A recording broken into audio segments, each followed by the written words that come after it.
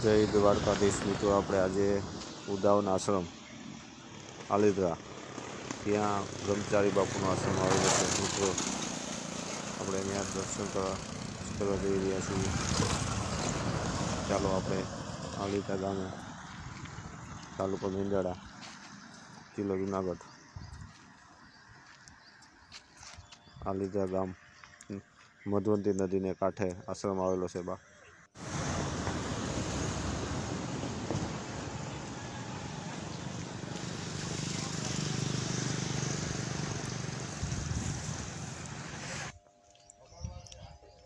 ઉદાવના આશ્રમ આલિદ્રા.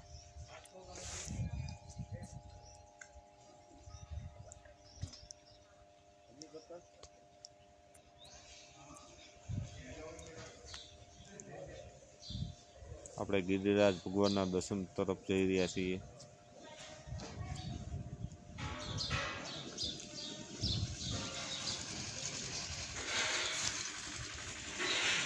બ્રહ્મચારી બાપુના દર્શન તરફ કરો ભાઈ.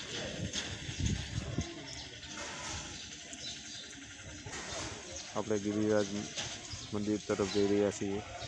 અહીંયા આપણે ગિરિરાજ ભગવાનના દર્શન કરીએ.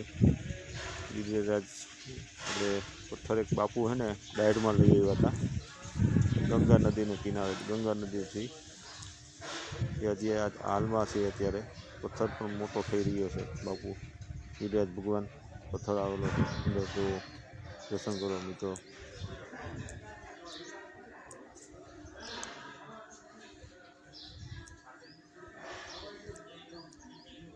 એ નાનો એવો પથ્થર લઈ આવ્યા હતા બાપુ.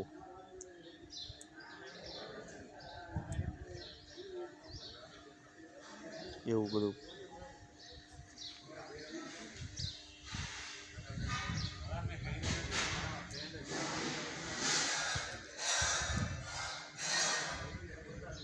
જય શ્રી રામ. હનુમાન બાપાનું મંદિર.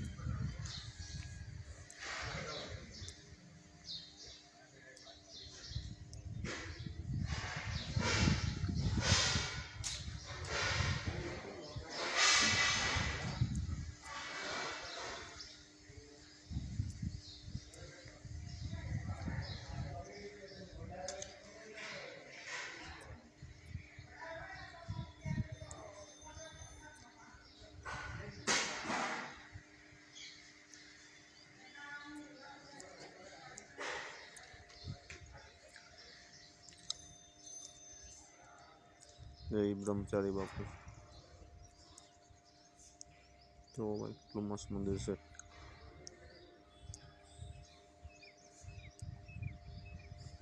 જો લાઈક કરજો ને શેર કરજો મિત્રો. હરે રામ હરે કૃષ્ણ, કૃષ્ણ કૃષ્ણ હરે હરે.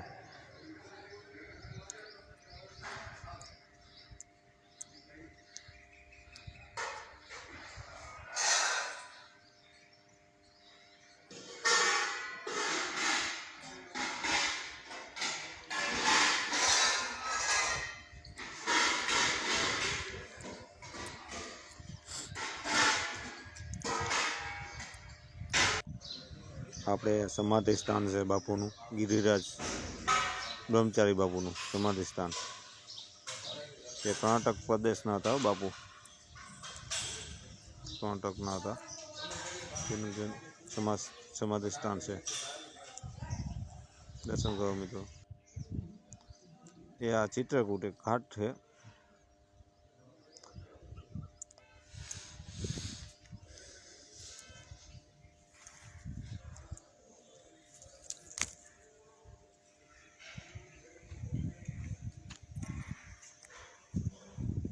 અહીં બાપુની બેઠક વ્યવસ્થા. સામે મંદિર આવેલું છે.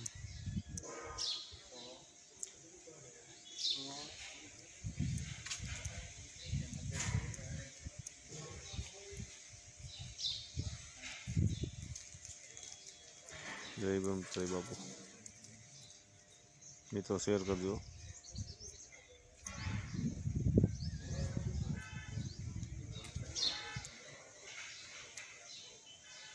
આ તેની તપોભૂમિ, તપ કરવા માટેનું એક અહીંયા મંદિર છે.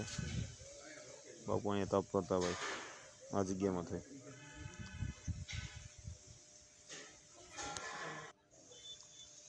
અહીં બાપુની એક બેઠક વ્યવસ્થા હતી.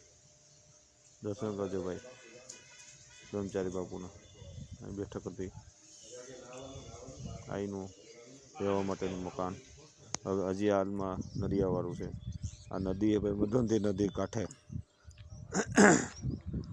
મધવંતી નદી એક સમયે આ ગીરમાંથી જંગલમાંથી આ નદી નીકળે છે. તેનું નામ મધવંતી. મધમાંથી મધ જેવું પાણી હતું ભાઈ, એટલે મધવંતી પડ્યું. જો ભાઈ, મધવંતીની નદીને કાંઠે આશ્રમ આવેલો છે. મિત્રો શેર કરજો.